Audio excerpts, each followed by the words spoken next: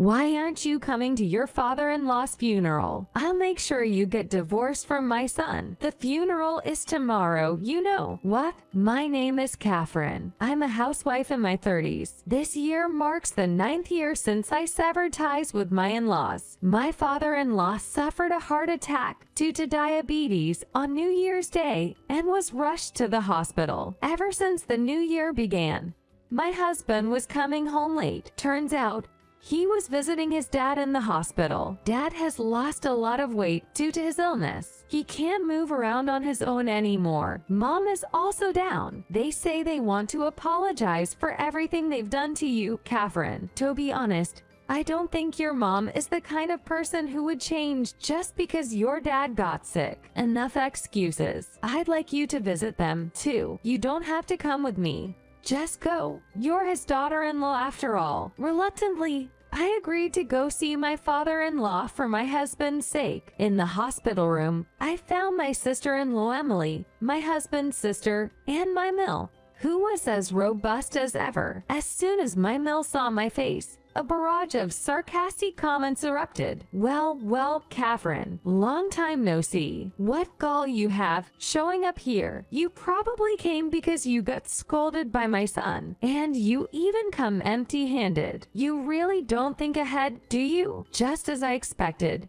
My Mill hadn't changed one bit. Her mouth was as sharp as ever. Scolded. What are you talking about? Besides, it's insensitive to bring food to a diabetic patient, don't you think? Upon my serious response to my Mill's sudden barbs, my sister-in-law Emily retorted, Mom, look, Catherine doesn't seem remorseful at all. She doesn't even seem willing to apologize. She spat out, remorseful? What on earth do I have to feel remorseful for? I bet you wish we'd just disappear. My Mill blurted out hysterically. Did she think I would hastily deny it? Actually, seems like you're the one feeling that way. Since I appear to be an intrusion, I'll take my leave. I'd had enough. So I quickly tried to leave. Then something hit my back. Turning around, I saw my Mill had thrown her purse at me. How disrespectful. We'd be better off without you, Catherine. And Emily's face turned beet red as she lunged at me. Hearing the commotion, a nurse rushed in. Later, Emily apparently called my husband, who came home right away. Later I heard from my husband that Emily had said, Listen, big brother, Catherine said terrible things to Mom. I've always kept my distance from my in-laws. Just the fact that I, who am not even family, visited the hospital should be enough for them to be thankful. It seems they wanted to mend ties to rope me into caring for my sick father-in-law. I don't know about that. If someone needs to take care of your dad, why shouldn't Emily do it? I told my husband. Apparently, he conveyed it to my Mill, who ranted, What are you talking about? A daughter-in-law doesn't have to care for her in-laws. My precious daughter shouldn't be stuck cleaning up after her father. My blood boiled upon hearing that. Eventually, Mill ended up being the one to care for him, and my father-in-law was discharged. He's fine now, really. He's doing great. But it turned out she hardly took proper care of him. He had another heart attack, and this time, he passed away for good. I do feel somewhat guilty for my father-in-law, but after that mess, I can't face Mill and the others. I decided not to attend the wake or the funeral, pretending to be oblivious. My husband left for the funeral home the day before. Why isn't Catherine here, being the wife and all? He was harshly criticized by the relatives. Can't even control your wife. What a pathetic husband. It seems they all ganged up to belittle him. And I received an angry text from my husband. I also got like 40 crazy calls from my Mill. I finally picked up, and she screeched, Why aren't you at your father-in-law's funeral? I'm going to have you divorce my son. The funeral is tomorrow, right? What? Wait. Isn't the funeral tomorrow? I thought it was tomorrow. Catherine, what on earth are you saying? I apologize. I must have misunderstood. And with that, I feigned confusion on purpose. In the end, only my husband decided to attend. So, Catherine isn't coming after all, huh? He sighed in disbelief. But I firmly refused to go.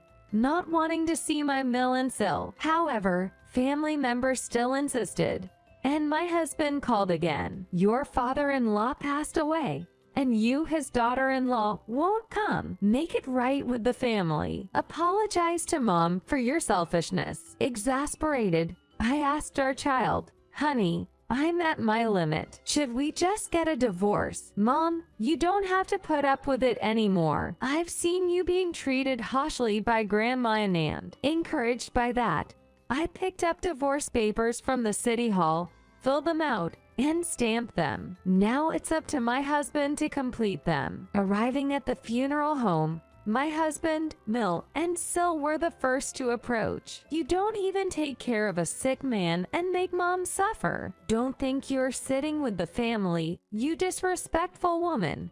My Sil squawked. I looked at her coldly, but didn't respond. My husband said, we didn't prepare a family seat for you since you said you wouldn't come. Now you show up, and it's a hassle. I told him, we're not family anymore, so it's fine if I don't sit with the relatives. My husband looked at me silently, seemingly understanding what I meant. My Mill and Sil continued to squawk. The gaze from the relatives pierced through me, but the one who's been treated unfairly is me. I've done nothing wrong. Sensing the tension, the relatives started to murmur because I, supposedly the daughter-in-law, was sitting apart.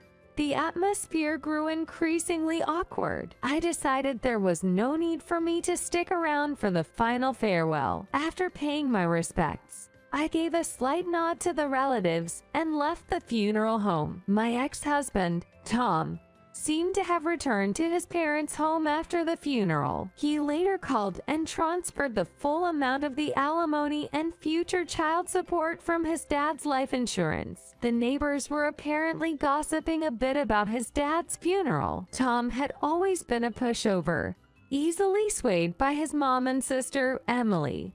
He seemed to want the easiest life possible for himself. His dad was pretty much the same way. Emily, for all her faults, apparently got married. She even had a house built close to her mom's, claiming she wanted to be a dutiful daughter. With all that's happened, my health hasn't been the best. Maybe it's stress or oversleeping, but I've got a headache. I've been doing some soul searching, too. I never really stood up to my Mill or Sil, always avoiding confrontations. I used to think that as long as I apologized for anything that upset them, I'd be okay. It seemed easier to just go with the flow and avoid causing trouble. So it's not just Tom who's responsible for the mess. I've played my part too. Life has been much easier after the divorce. Just my child and me, without having to worry about Mill and Sil. The relief I felt made me realize just how much I'd been enduring, which is kind of sad. Tom had always been the type to avoid arguments, so we barely ever had any fights. In hindsight, it was probably his mom pulling the strings when he insisted I should help with his dad's care or come to the funeral. Truth be told, Tom was always someone who just did as his mom said. He hated being dragged into troubles, and that's all he cared about. Never took a stand for me or the kids. Just sat there in disbelief. I guess now he's living with my former Mill since my FIL is gone. When I told my mom about the divorce, I also talked about the funeral. My mom said it must have been tough, and she was right. After the funeral, I completely cut ties with my ex's family and lived peacefully with my kid. But then, yesterday, my ex Sil, whose behavior seemed off, showed up at my workplace. You're hiding Mom and my brother, aren't you, Catherine? She rambled on incomprehensibly. Look, Emily, I have no idea what you're talking about. Please don't come here again.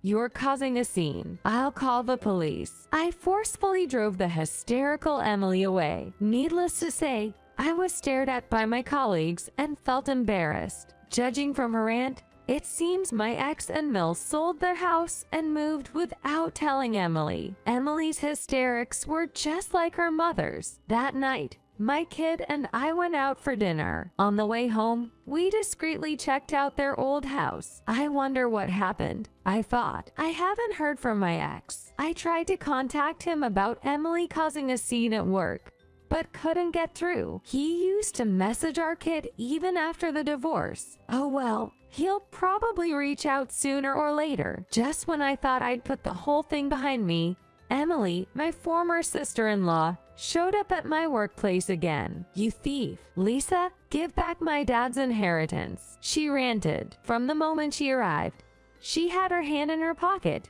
which gave me a bad feeling. Turns out she was clutching a switchblade in there, and when she took it out, I immediately called the cops. Even after the police arrived, she didn't stop brandishing the knife and was arrested on the spot. Later, Emily's husband came to our house and said Emily was deeply stressed over family issues. You, Catherine, stole what was supposed to be her inheritance. We should settle this out of court. If you're determined to press charges, we'll hire a lawyer and fight back. Confused by his claims, I decided to consult the lawyer who had helped me during my divorce. The money you received was alimony and child support from your ex-husband. It was simply paid from his share of the inheritance. You didn't steal anything, the lawyer clarified. I also discussed why I divorced my ex-husband. Hearing this, Emily's husband said, what I heard from Emily was completely different, and he deeply apologized. We have kids here, too. I'm truly sorry for the inconvenience. Can you please forgive us? He asked. I agreed to settle out of court, requesting only the attorney's fees, and promised not to have any more to do with them. To my surprise, Emily showed up a third time. When did she get released? I immediately called the police upon seeing her. Given her criminal record, she was taken away swiftly. It turned out Emily had some serious issues and was admitted to a mental health facility, making legal proceedings difficult. I apologize once again for the trouble we've caused, her husband said, apologizing yet again. To focus on her treatment, she moved to her husband's parents' home after being discharged from the hospital and lived with them under supervision. This was put in writing and considered settled for the time being. Apparently, my former in-laws are saying they should just get divorced. Then, my child received a line message from my ex-husband saying, it's Dad. Long time no see. I've changed my phone number. I had my child reply, something serious happened because of your sister. Contact me as soon as you find out. After relaying this information, my ex-husband called and said, I'm sorry Emily has caused so much trouble. She's complaining that she's not getting enough of Dad's insurance money. What do you mean by complaining? She says things like, Dad loved me the most, so I should get the most money. Mom will get her pension.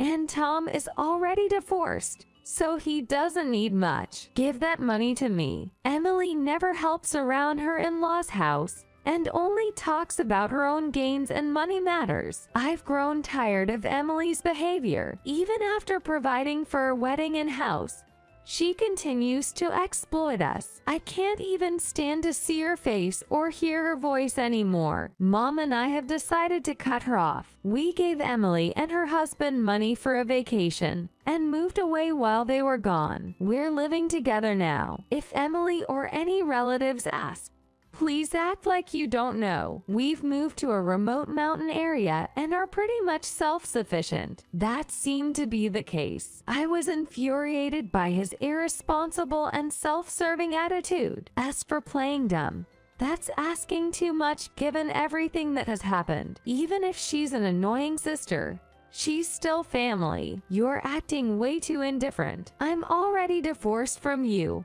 We're strangers now. Don't contact me about such things anymore. I was on the phone, rattling off.